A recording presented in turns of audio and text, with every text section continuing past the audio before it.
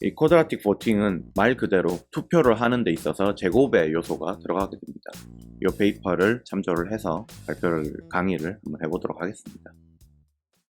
투표라고 하면은 다수의 의견이 충돌할 때 우리가 합의를 이끌고 정책을 결정하기 위함이 투표잖아요. 누구는 A라는 대표자를 뽑고 싶어 하고 누구는 B라는 대표자를 뽑고 싶어 하면은 제일 좋은 방법은 이 사람들이 전부 다 한 자리에 모여가지고 치고받고 싸우던지 열띤 토론을 하던지 해가지고 좋아, A를 뽑는 게 더 좋겠어 라고 해서 모두가 A를 뽑으면 제일 좋겠죠. 아니면 모두가 B를 뽑던지. 근데 그런 상황이 쉽진 않을 겁니다. 많지도 않을 거고요. 누구는 자기의 이해관계 때문에 A를 뽑고 싶어 하고 누구는 자기의 이해관계 때문에 B를 뽑고 싶어 할 거예요.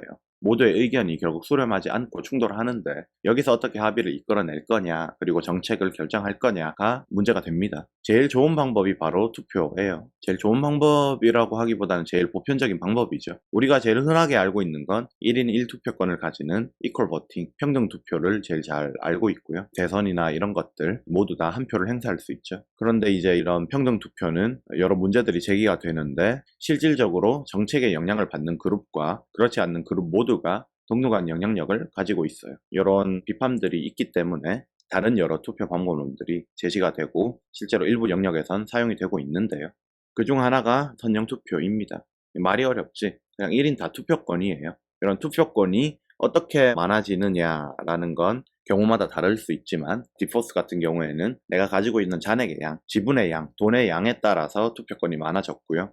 그냥 돈 주고 투표권을 살 수도 있고 보상을 그냥 투표권으로 준다. 뭐 이런 것도 됩니다.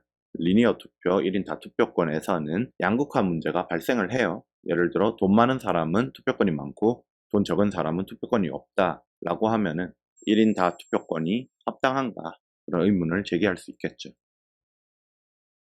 QB는 한 사람이 여러 투표권을 행사할 수 있는 1인 다투표권은 맞아요. 나이브한 1인 다투표권과 다른 점은 투표를 하고 비용을 지불하게 되는데 비용의 지불이 쿼드라틱하게 증가를 하는 거죠. 그림으로 보면 좀 더 이해가 쉬운데 1행이 이제 리니어 보팅이고 2행이 QB에 해당을 합니다. 1행 같은 경우에는 내가 지불하는 거 그냥 그대로 보팅 파워에 연관이 되고요. 그러다 보니까 장당 보팅 파워도 일정하게 유지가 됩니다.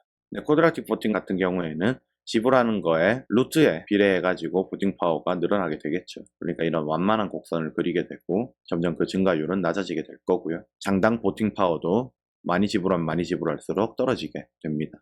이런 쿼드라틱 보팅은 선령 투표의 양극화 문제를 완화하고 민주주의에서 다수결이 가지고 있는 문제를 효과적으로 해결했다라는 평가를 받고 있어요. 수학적으로 그걸 보이기도 하고 그림으로 확인하면 이거 역시 좀 더 쉬운데 내가 n번째 영향력을 끼치는데 비용 n을 지불한다라고 볼 수가 있습니다. 근데 n번째 영향력에 비용 n을 지불한다랑 제곱의 비용을 지불한다라는 게 똑같은 얘기냐라고 하면은 그냥 똑같은 말이에요. 왜냐하면 비용을 계산함에 있어서 예를 들어 비용 1만큼 지불할 때 투표권 1, 비용 2만큼 지불할 때 그 다음 투표권 2, 그 다음에 내가 투표권 3장을 얻고 싶으면 1 지불하고 2 지불하고 3 지불하면 투표권 3. 즉 이 아래 면적을 내가 지불해야 되는 코스트로 볼 수 있는데 어떻게 계산이 되죠? 제곱 나누기 2로 계산이 되죠. 그러니 이 스케일 부분 나누기 2를 떼면은 제곱의 비율을 지불한다랑 똑같은 얘기입니다. 결국에는. 그럼 왜 쿼드라틱 보팅 안 쓰고 있느냐? 왜 아직도 리니어 보팅 쓰고 있느냐라고 하는 의문을 가질 수 있죠. 쿼드라틱 보팅은 문제가 있어요. 시빌 어택이라고 하는 공격이 있습니다. 한 명의 공격자가 시스템상에서 여러 명인 것처럼 행동하는 그런 어택이에요. 블록체인에서는 특히 이 시빌 어택이 훨씬 더 용이한데 계좌를 생성하는데 제한이 없으니까 누구나 가짜 신원을 무한정 생성할 수가 있는 겁니다. 완전 무한정은 아니지만 거의 무한정 생성할 수 있어요. 그러다 보니까 시빌 어택이 되게 쉽거든요. QV에서는 11어택이 되게 치명적이에요. 원래는 한 사람이 100달러를 지불해서 10의 투표권을 행사를 해야 되죠. 이거를 내가 한 명이 100을 지불하는 게 아니라 100명의 가짜 신원으로 각자 1달러를 지불하게 하는 거예요. 그러면 100 곱하기 루트 1이 돼서 투표권이 100만큼 늘어나게 되죠. 원래는 10을 행사했어야 됐는데 100이 되는 겁니다. 똑같은 그냥 리니어 투표의 효과를 내게 되는 거예요.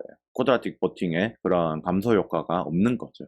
그림으로 볼 수도 있는데 예를 들어 100을 그냥 원래 지불을 해가지고 10의 투표권을 행사했어야 됐지만 그걸 4명으로 쪼개가지고 각자 25씩 하게 되면은 4 곱하기 루트 25, 즉 20의 투표권을 행사할 수 있다. 더 극단적인 상황으로 참여자 100명을 만들어가지고 각자 1달러 투자하면은 100의 투표권을 행사할 수 있다. 부정한 행위를 취할 수 있습니다.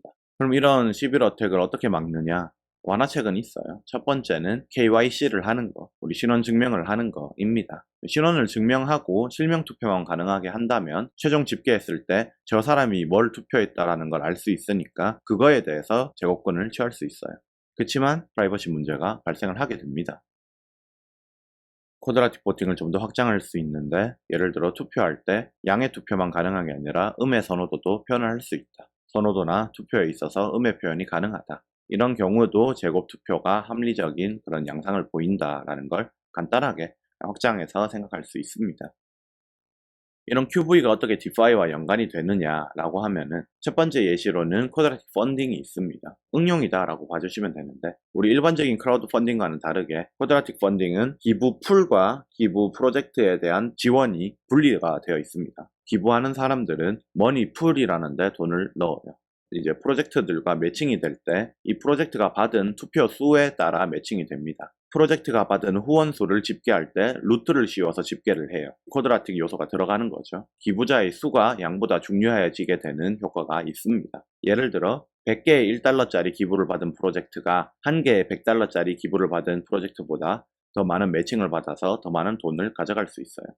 이는 시빌 어택을 역이용한다라고 이해를 할 수도 있는데, 총 돈이 1000달러가 들어있고 프로젝트가 4개 있다라고 했을 때 프로젝트 1은 투표를 10, 10, 10, 10 이렇게 해서 40을 받았어요. 토탈. 어떤 다른 프로젝트는 한 번에 40을 받았어요. 다른 프로젝트들은 그냥 10, 10 이렇게 받았고, 이 경우 10, 10, 10, 10 해서 4명의 투표를 받은 게 40 한 번에 1명의 투표를 받은 것보다 더 많은 양의 돈을 매칭해서 가져가게 됩니다.